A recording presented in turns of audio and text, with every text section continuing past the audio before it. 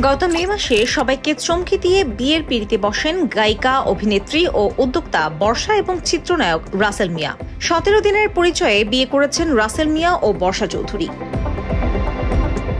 বিয়ের যাবতীয় তদারকি করেছেন অভিনেত্রী, ব্যবসায়ী ও সাবেক আওয়ামী লীগ নেত্রী হেলেনা জাহাঙ্গীর। কি অবস্থা বলে কি আপা, আমার তো আজকে গায়ে হলুদ, আমি তাই বলো, আমাকে তো রাসেল বলে নাই। বিয়ের মাত্র 4 মাসের মাথায় তাদের বিচ্ছেদ হয়। এই বিচ্ছেদের পেছনে আওয়ামী লীগ নেত্রী হেলেনা জাহাঙ্গীরের হাত রয়েছে বলে গুঞ্জন রয়েছে। রাসেলের সাথে আমার খুব কম কথা হয়, যখন বর্ষা আছে বর্ষা অ্যাক্সিডেন্ট ফোনটা করে আসে। বিষয়টি নিয়ে আলোচনা সমালোচনা হয় সামাজিক মাধ্যমে। একটি গণমাধ্যমে বর্ষা চৌধুরী জানান, রাসেল মিয়ার অন্তত 7 জন সুগার মম রয়েছে। তার বিকাশ ট্রানজাকশন যদি আমি সার্চ দেই, প্রচুর লেনদেন তারা সুগার মম।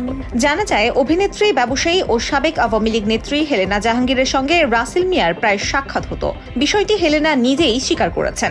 রাসেল বর্ষা দুজনে আমাকে নির্যাতন, মানে আমি মানসিকভাবে আসলে অত্যাচারিত। একবার রাসেল মিয়া শুটিং স্পটে অসুস্থ হলে বর্ষা চৌধুরীকে না জানিয়েই হাসপাতালে ছুটে যান হেলেনা জাহাঙ্গীর। আমি ওর নাম্বার নাই আমার কাছে, ওর আমি ফোনও দেই, কিছুই করি নাই। কেন রাসেলের স্ত্রীকে না জানিয়ে নিজেই হাসপাতালে যান তার ব্যাখ্যা দিলেন হেলেনা। তিনি দাবি করেন, রাসেলের স্ত্রীর মোবাইল নাম্বার তার কাছে নেই।